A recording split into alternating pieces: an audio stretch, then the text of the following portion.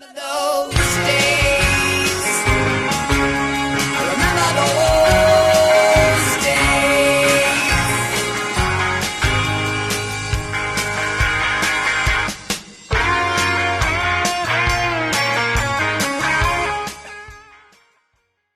Hello, Vinyl Community. This is Tommy, and welcome to another musical adventure. I have my co-host over here, Rowdy, who looks very interested in today's topic. Hey, before I get any deeper into this, subscribe to the channel if you haven't done it. I know everybody on YouTube that's like, subscribe to the channel. Comment. I do try to respond to all my comments. So today's topic is a Gimme 5, which seems to do really well. Folks like to do it, and this is probably a late Gimme 5. I'm not sure, but today we're going to talk about guitar heroes, guitarists. Now, what I want you to do is quite simple. Give me 5 of your favorite guitarists. I know we get into this thing, and people who know me, and if you watch my channel, I'm not big on ranking things. I feel like it just gets you into more trouble. And my tastes, they change. Like what I say today may be different a year from now. It may be different tomorrow. But, you know, one of the fundamental things of rock and roll music or pop music is the guitar. I mean, the guitar is just like the universal rock instrument. My apologies to you bassists, drummers, and any other instrumentalists out there. But I think the guitar is one of the cornerstone instruments of what we call rock and roll. And so what I wanted to do for today's video is share with you 5 of my favorite guitarists. These are just guys that I enjoy what they play. Now, this by no means am I trying to say this is a definitive, and as we get into this list, you're going to see that it is not definitive at all. I mean, there are guys like Clapton, Jeff Beck, Jimi Hendrix that I'm not putting in my 5, not because I don't think that they're great players, not because I don't think that they're worthy or anything like that. You know, and they are great players, and I do enjoy what they do, and I can make a list of 100 guys that I enjoy their guitar playing. But I whittled it down to 5 people that I just like to listen to. 5 players that sort of speak to me on a musical and emotional, spiritual level. And so I just wanted to share with you guys my top 5. And so what I want you to do is for you to make a video and you to share with everyone your top 5. Now, I encourage you guys, if you make a video, and please do, but if you do, put the link to your video down in the comment section, because that's a great way to, you know, share your channel and to share your video with everyone. If you don't feel like making a video and you just want to list 5 guys, you can comment down there. But I really want to see your videos. So give me 5, your top 5 favorite guitarists. Now, I am not going to rank these guys because these are just 5 guys that, as I was thinking about it over these past few days, these are just 5 guys that I am a fan of. And so let's get on with the getting. Rowdy is going to maybe do a different video with his top 5, or maybe he's just going to lay in the chair over there. Anyway, my first one is guitarist Phil Keaggy. Now, followers of my channel know that I'm a big fan of Phil's. This is his album, his instrumental album, The Master and Musician. And it is sort of his definitive album as a guitarist. There's his Les Paul laid across the little harpsichord piano there. He's playing an acoustic guitar here. This album came out in 1978. Now, Phil Keaggy got his start in a band in Youngstown, Ohio. There's the track listing, called Glass Harp. It was a trio. It was him, Daniel Pecchio on bass, and John Cifera on drums. They recorded for Decca. Was teamed up with Louis Merenstein, who worked with Van Morrison in those early records. Phil became a born-again Christian, and this is sort of the beginning of the Jesus rock movement of the early 70s, and he sort of decided that was going to be his lot in life. And I'm going to share with you that note if you guys want to look at that. And Phil kind of struck out on his own and kind of went that direction. And as a result, he sort of missed the mainstream. He never quite found the mainstream success that a lot of his peers did, and not because he wasn't worthy. Phil is one of those guitarists. His playing is very lyrical. It's very melodic. Those of you who are familiar with Phil Keaggy's music, he sounds a lot like Paul McCartney when he sings. The Master and the Musician is an instrumental album. Now, I want to point you guys to a couple of rock albums if you just want to hear some great guitar shredding. They're both kind of the same record but different. It's an album that came out in 1993 called Crimson and Blue, and very cool record. This was my sort of introduction to Phil when I discovered Phil's music. And in '94, the label wanted to do, Sony or Epic wanted to do sort of a mainstream album. And so they kind of put some different mixes, and the album is just called Blue. It's a different album. There's a different track listing, even though some of the songs are the same, and even some of the performances are different. So they're the same album, but different. Blue was sort of catered more for sort of mainstream audiences, whereas Crimson and Blue is definitely a sort of gospel album. Now, here's the thing with Phil, and if this is maybe a little bit of a turn off for you, I don't know. Phil isn't necessarily preachy in his music, and so I think that anybody can enjoy what Phil does and even what he sings. He does a lot of. I hate to use the word secular because it makes it sound like it's something else, but he does do songs like on Blue. He does the song "Baby Blue" by Badfinger.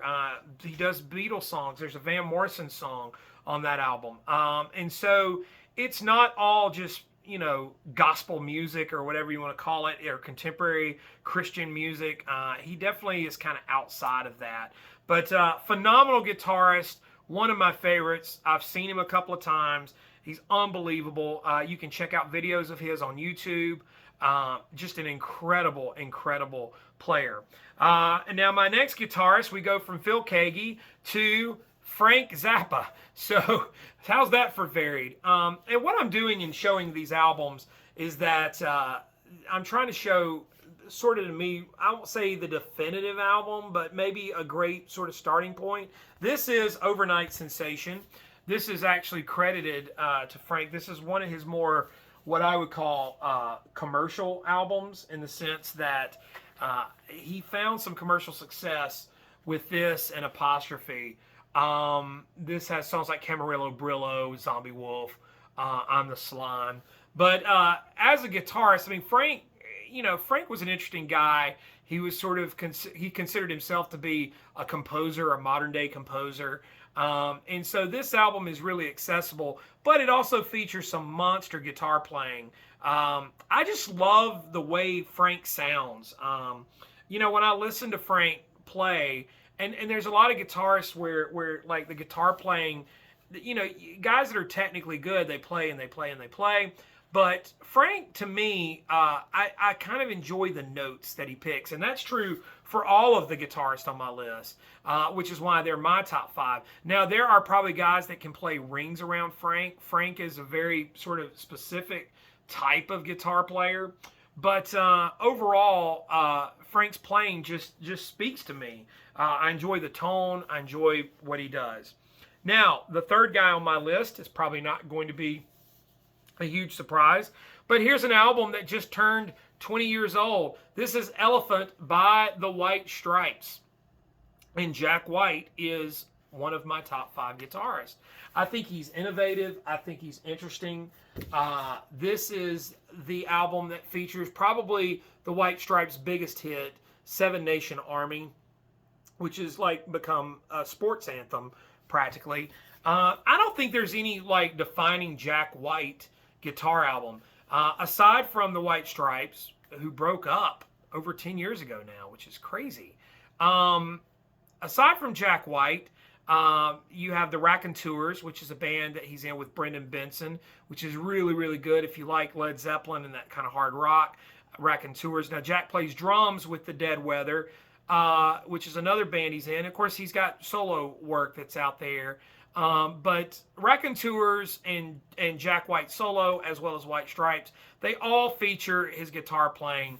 Now, the White Stripes, the whole approach was to do more with less. Jack kind of purposely limited himself he used, airline plastic Sears guitars, cobbled together amps. He was very much all about, like, I'm going to do what I can. Now, here recently, Jack has sort of started playing some more modified guitars and expanding his sort of arsenal, as it were. But technically, I think, I love the noise that Jack makes. And that, like I said, can be said for all the guitarists on the list.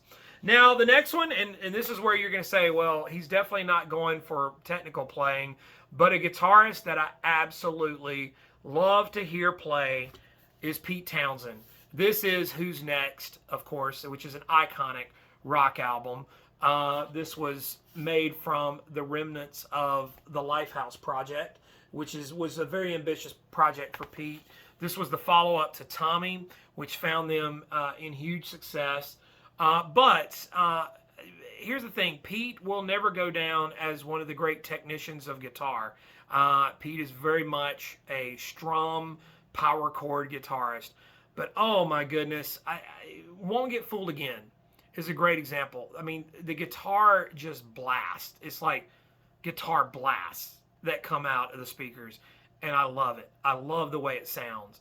I think Pete probably in recent years has become a better guitarist. Famously, I think Live at Leeds, which is one of the great live albums, Eddie Van Halen used to, at least according to Pete, Eddie Van Halen used to call Pete up drunkenly in the middle of the night and go, "Man, I'm listening to Live at Leeds. You play some of the best mistakes I've ever heard." Again, Pete, not technical, but I love when this man plays a guitar. It sends me over the moon. And the last one was one I kind of struggled with because there were several people that kind of were there. People like Lindsey Buckingham, who I do enjoy. But I went with David Gilmour. And I went with Gilmour because when I started thinking about it, every time I hear Gilmour play, I like the notes he plays. I love his tone. This is Animals, the Pink Floyd album.